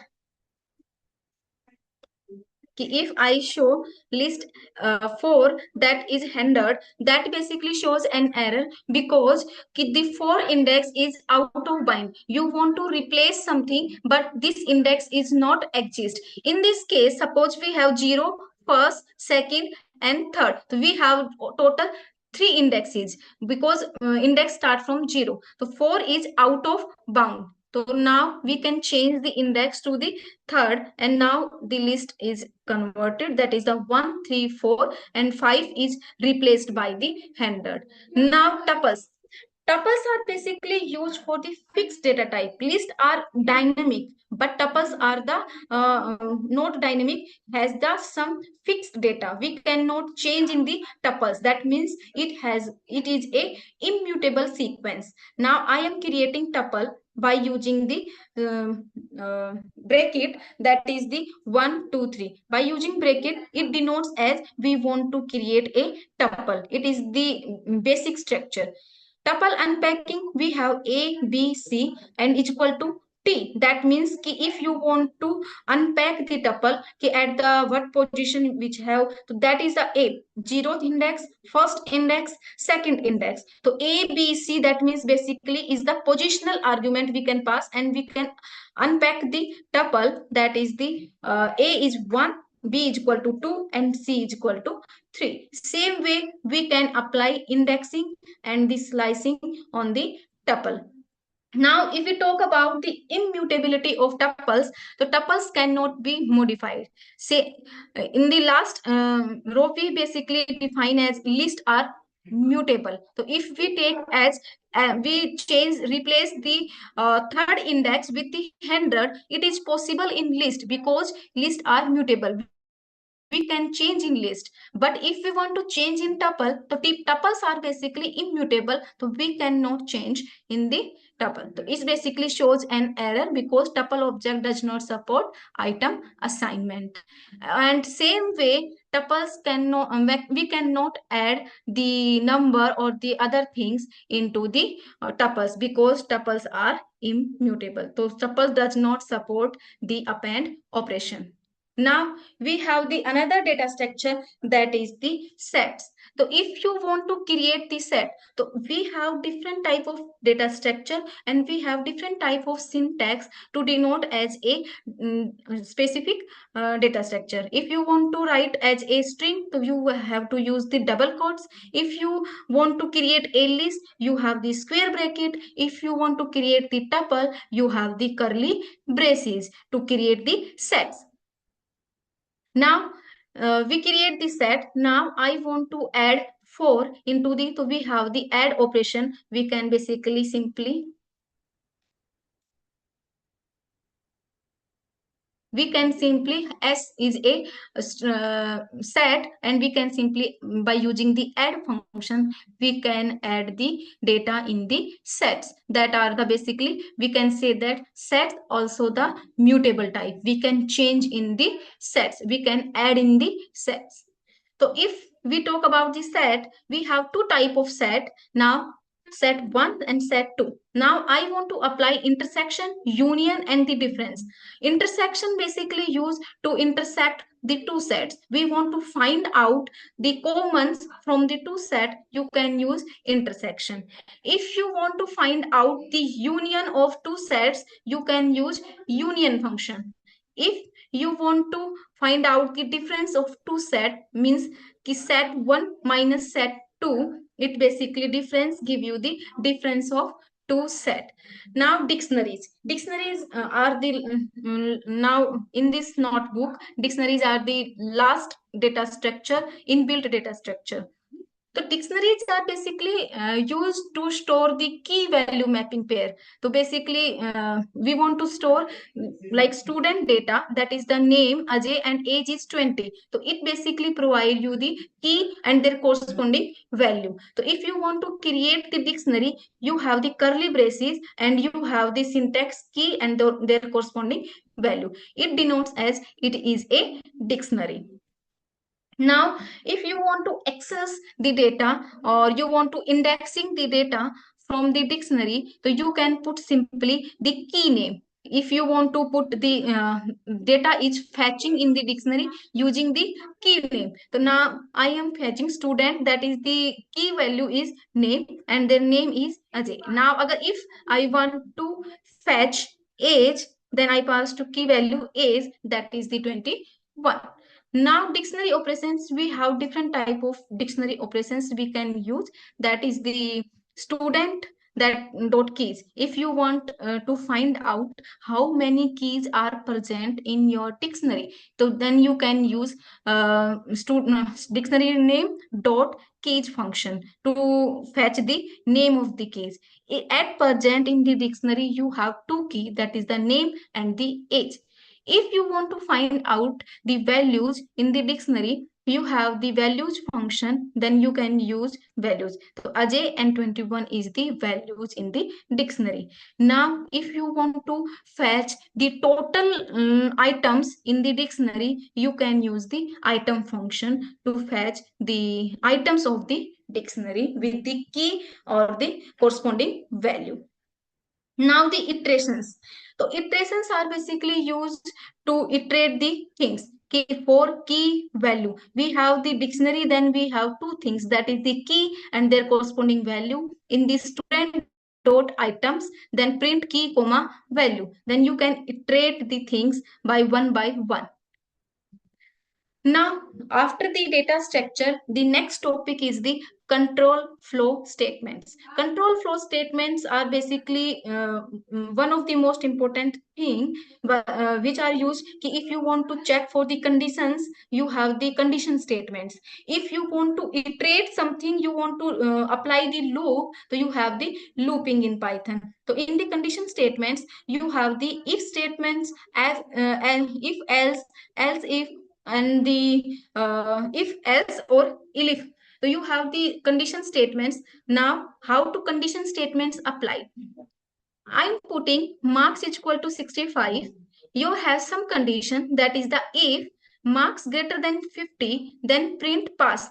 Here one point to be noted, that in the condition statements we need indentation. In the looping we need indentation. So just we have to pass a white space to for a code block. So we type basically use white space, then print pass, else if, then again indentation, print grace, and the else print fail.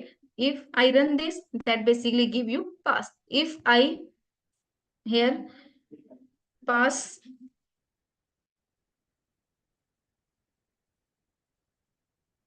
it basically 20. So this condition is terminated because condition is not achieved. This condition is not considered because the marks is not greater than or equal to 40. Now go to the else part.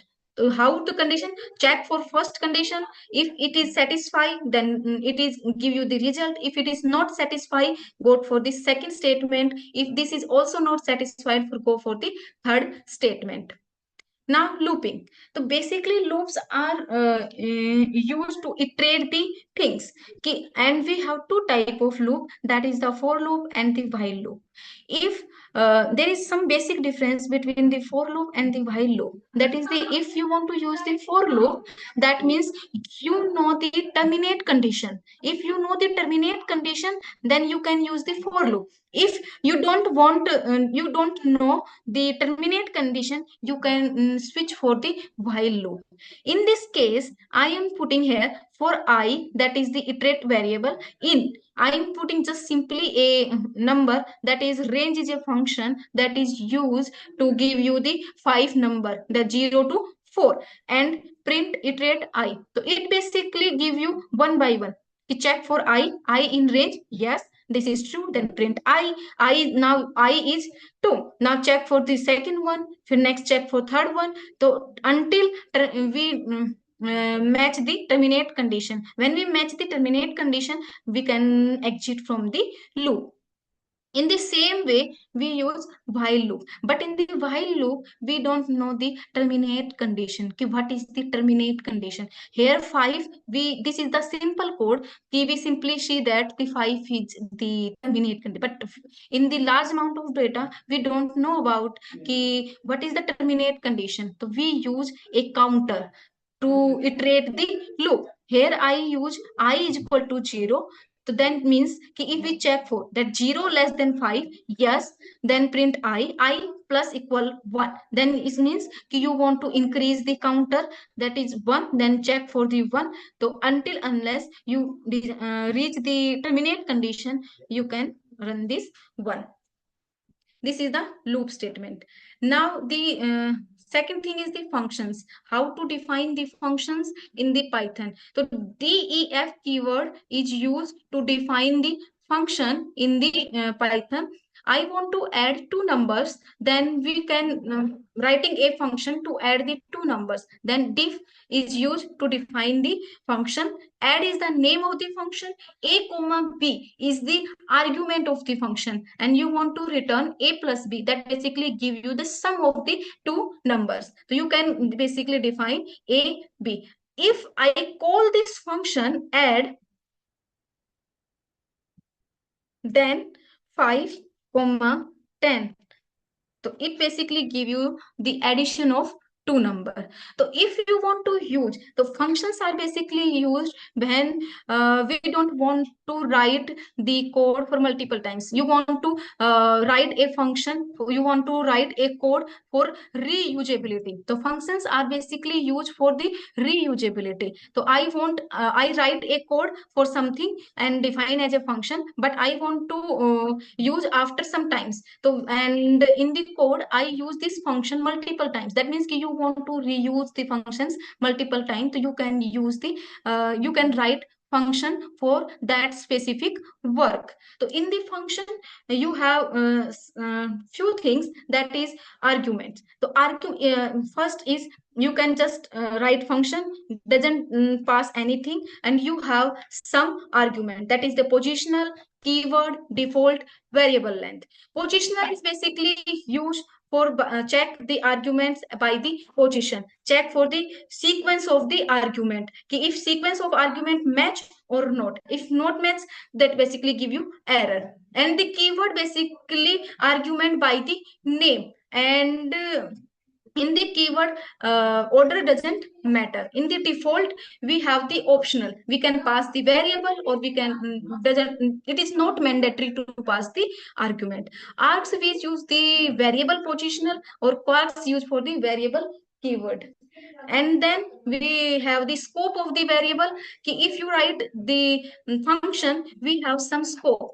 So if you have the variable inside the function, that means local, it has the scope inside the function, not whole program. If you write you basically write a variable outside the function, and then scope is global, that means the scope of that variable is whole program. Non-local means कि it is not local, but it is in the nested function. कि if you define a function inside the function, so in that nested function you define a variable is a non-local variable.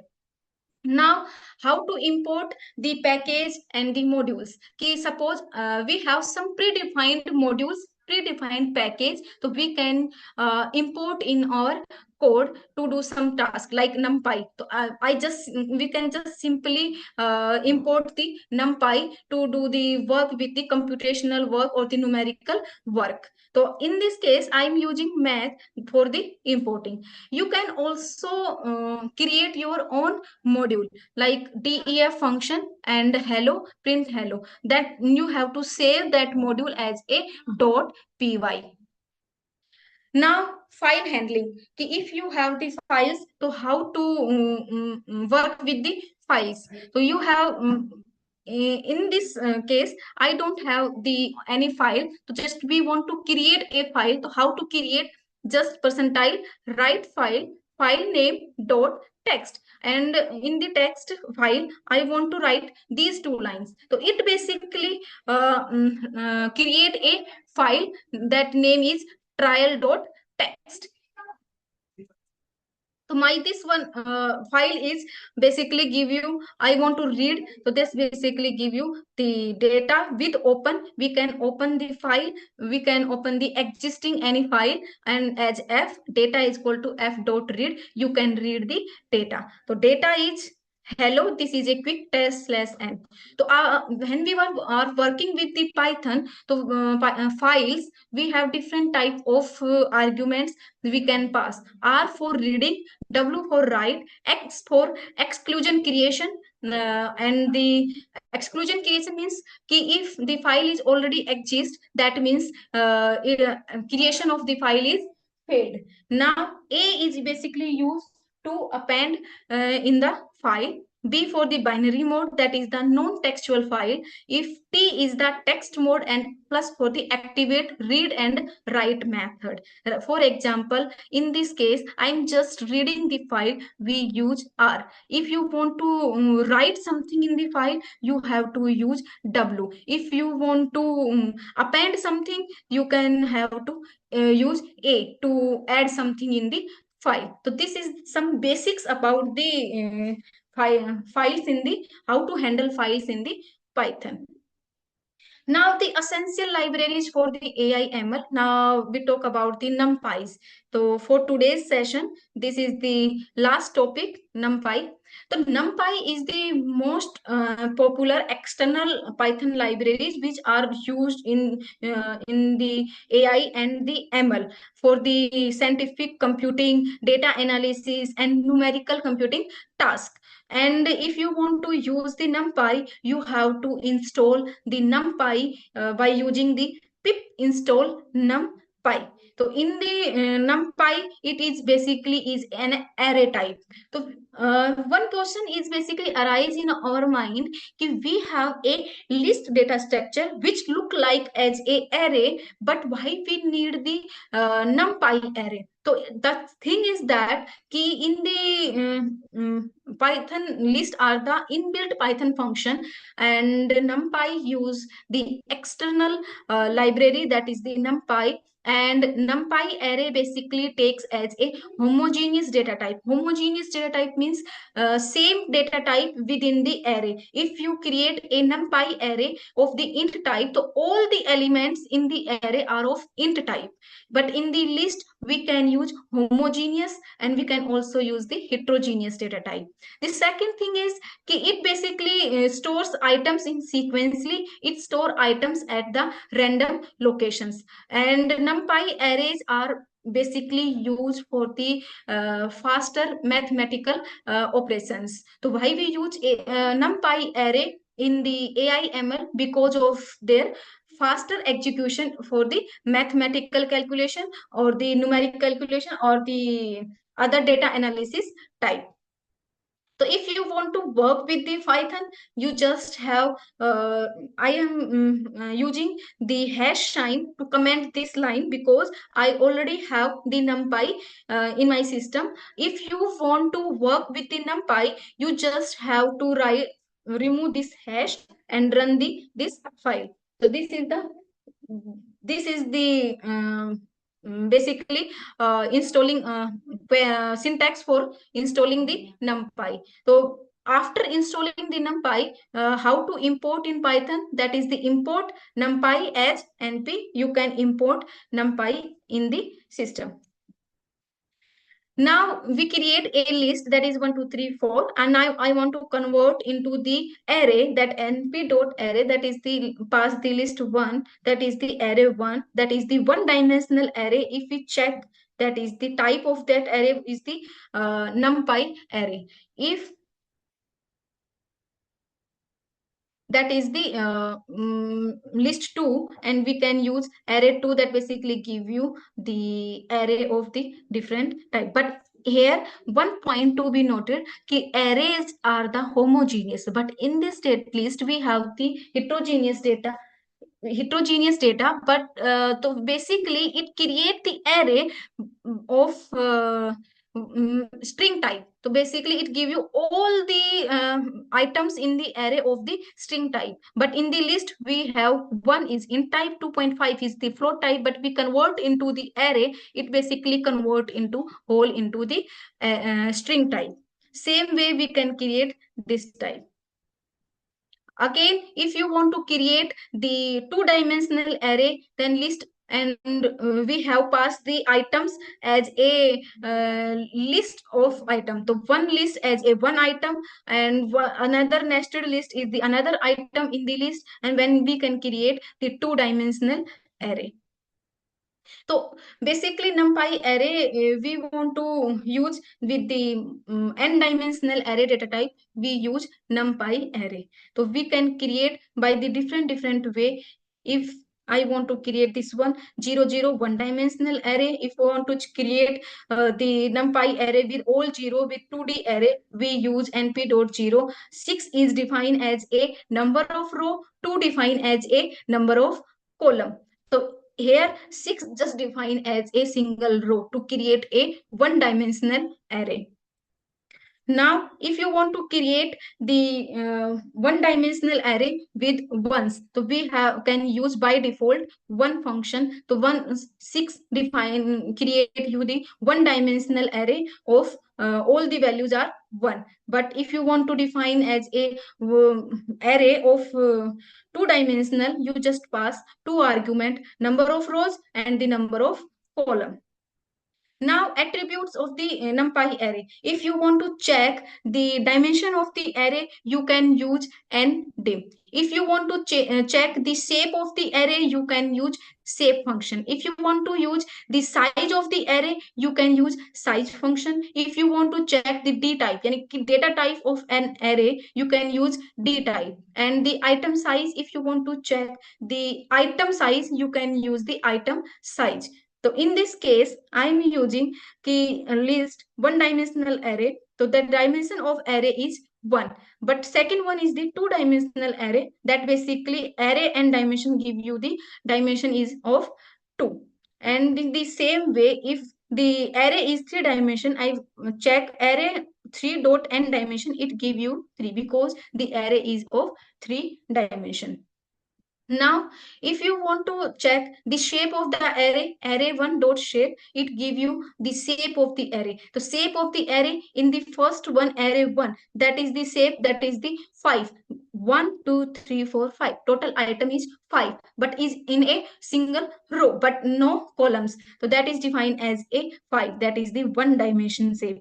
Shape of the array, second, it is 3, 4. That means you have the 3 row in the array 2 and you have the 4 columns. So it basically give you shape 3, 4. So in the second array, you have the 3 rows and the 4 column. In the shape of the array third, you have the 1, 3, 4. In the third means it basically give you it is a 3-dimensional array, 3 rows, 4 column, and this script defined as a additional one, that defined as a this is a 3D array.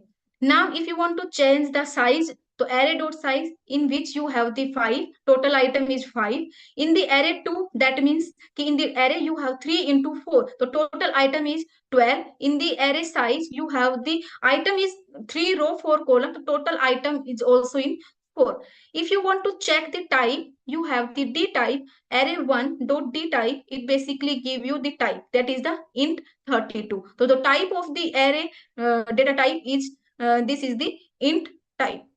Now if you want to check the item size, so item size of the array is 4, because it basically give 4 in all. Why? Because item size means you have the one, the in this case you have one is one item, but it is of int type. So int type means by default Python takes 4 byte to store an integer. That's why in all the arrays it give you 4, because items are stored into the integer format. Now indexing in NumPy, so how to index? You want to search for something index, so array 0, that is the zeroth index, -1 start from the last. So if you want to fetch zeroth index, then and you want to fetch minus, the -1 is the last index, starting from the last. You can indexing the NumPy array. Same way, if you want to indexing in 2D array, so you have to pass two things. First for the array row, and second thing for the column. So in this array, I want to fetch index 1 and index that is for the row. So row first, in the row first, column second. So in this case, the index start from the 0, that is the first, and the column is 2. It basically give you the value is 7. The first zeroth index and the first row, that is the first row is this one, 5 6 7 8, and second is the column, so 0 1 2, column is second, the value is 7, so it give you the 7. 0 start from the zeroth index and the all column, so 1 2 3 4, this is the output. 1 2 3 4 is the output of array 1 0 colon, because 0 starting from index, colon defined as all the columns. Now in this case, colon defined as the row, and for one defined as a column, so it basically give you 2 6 8. So in this way you can indexing in the NumPy array.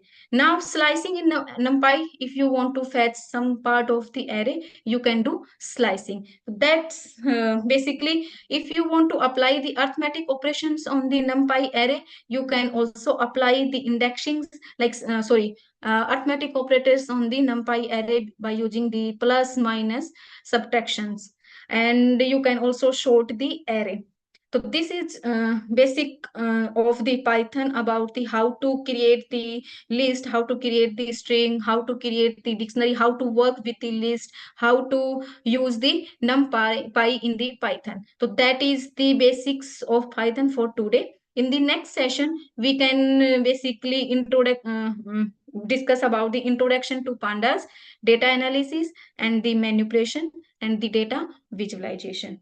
If you have any doubt, then you can ask me.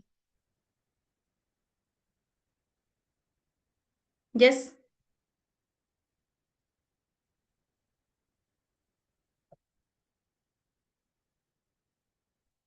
If you have any doubt, then you can ask me.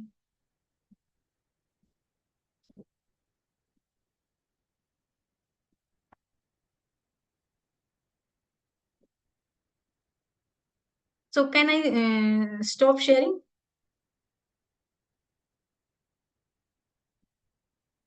Yes. Can I stop sharing? If there is no further presentation, you can stop. Okay, ma'am. That is the demo for the Python's, basic Pythons. So basically, I can share the notebook with the students. They can practice. If they have any doubt, they can ask me in the next session. Okay, so this is you have used Jupyter. So can we go to Jupyter site and perform this Python practice? Ma'am, basically you can use the Jupyter also, but if you don't want to install the Jupyter, so you can use the Google Colab. For the नमस्कार Google madam आप for the Google Colab, you don't have to need to install the Jupyter Notebook. You can do online. So it is the same as the Jupyter Notebook. Yes, sir. नमस्कार madam, आपने अच्छा बताया, हम लोग practice करेंगे तो और आ जाएगा। मैं एक बेसिक सा ये पूछ रहा था कि ये जो ऑफलाइन और ऑनलाइन में कौन कौन से रिसोर्सेज होते हैं, लाइक ये जुपिटर नोटबुक अभी आप बता रहे हैं, तो ऐसे और कौन से हैं आपके पास में options? Sir for the Python immediate action के लिए तो आप जब यूज करते हो तो जुपिटर नोटबुक आपकी यूज कर रहे हो, बट इफ इन केस कि अगर आपको पाइथन के लिए ना, आप पाइथन इंटरप्रेटर खुद का पाइथन भी यूज कर सकते हो कि आपने पाइथन सिस्टम में इंस्टॉल किया है, आप टेक्स्ट एडिटर पे पाइथन कोड राइट करके पाइथन में एग्जीक्यूट कर सकते हो। बट जुपिटर इसलिए यूज कर रहे हैं, मोस्ट पॉपुलर आजकल जुपिटर इसलिए भी है कि you want to work with the AI ML। तो in this case कि you can see your results immediately. If I want to train a model, so I can see the results, I can add the immediate actions. We don't in the script mode I have to write whole the code, then I can execute by using python 3 file name.py. so it is basically give you some complications. So Jupyter notebook, that's why I told you कि Jupyter notebook is better. So in okay the madam. on offline mode, Jupyter